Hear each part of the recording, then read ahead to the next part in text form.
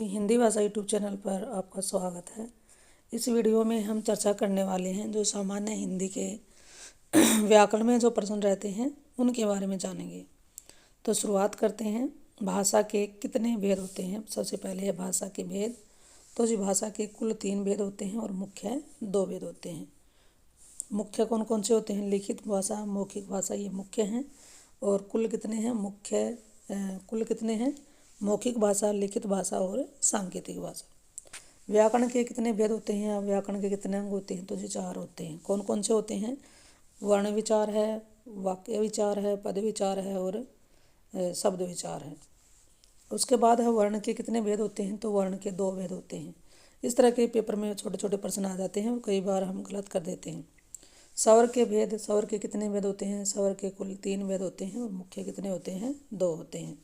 कौन कौन से होते हैं स्वर के भेद? स्वर के भेद होते हैं हर्षव स्वर और दीर्घ स्वर, ये मुख्य हैं। और प्लुत स्वर, इनमें एक और है, ये गौण है। तो कुल 3 हो गए, मुख्य 2। व्यंजन के कितने भेद होते हैं? तो जी व्यंजन के 5 भेद होते हैं। कौन कौन से होते हैं? स्पर्श व्यंजन, अंतस्थ व्यंजन, ऊष्म व्यंजन, आगत व्यंजन और संयुक्त व्यंजन। अगला है संयुक्त व्यंजन की संख्या कितनी है? संयुक्त व्यंजन की संख्या 4 है। क्ष, त्रय, ज्ञ, स्र। ऊष्म व्यंजन की संख्या कितनी है? तो जी इनकी संख्या भी कितनी है? 4 है। कौन कौन से हैं? स और है। अंतस्थ व्यंजन की संख्या भी कितनी है? 4 है। कौन कौन से हैं? य, र, ल, व। उत्क्षिप्त व्यंजन, अगला प्रश्न आ जाता है, बहुत ही इंपॉर्टेंट है ये। उत्क्षिप्त व्यंजन, द्विगुण या ताड़नजात व्यंजन या हिंदी के विकसित व्यंजन की संख्या कितनी है? ये देखिए 4 नाम है इसके, 4 तरह के प्रश्न आ सकते हैं, 4 तरह से पूछा जाता है ये प्रश्न। तो इनकी संख्या कितनी है? 2 है। और कौन कौन से होते हैं? ड और ढ। उसके बाद है मात्रा या उच्चारण काल के आधार पर स्वर के कितने भेद होते हैं?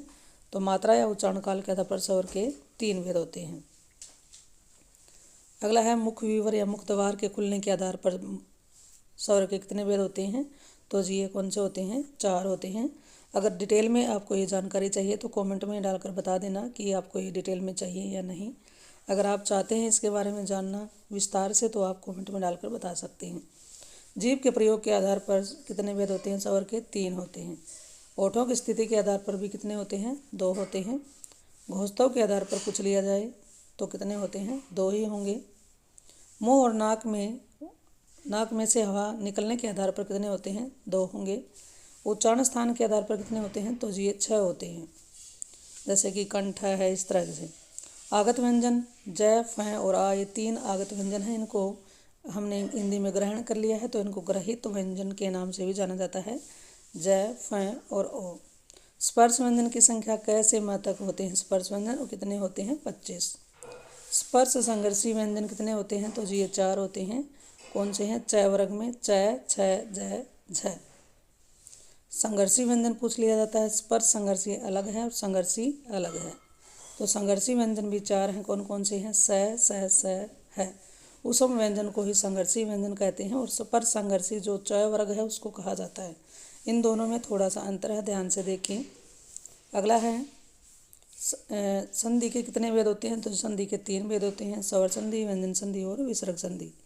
स्वर संधि के कितने भेद होते हैं? तो ये 5 होते हैं और कुल कितने होते हैं? 8 होते हैं।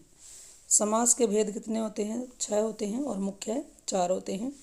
अलंकार के भेद कितने माने गए हैं? 3 माने गए हैं, अर्थालंकार, शब्दालंकार और उभयालंकार। छंद के कितने भेद होते हैं? छंद के 3 भेद होते हैं। रसों की संख्या हिंदी में कितनी मानी गई है? 9 मानी गई है। संज्ञा के भेद कितने होते हैं? 3 होते हैं, व्यक्तिवाचक, जातिवाचक और भाववाचक।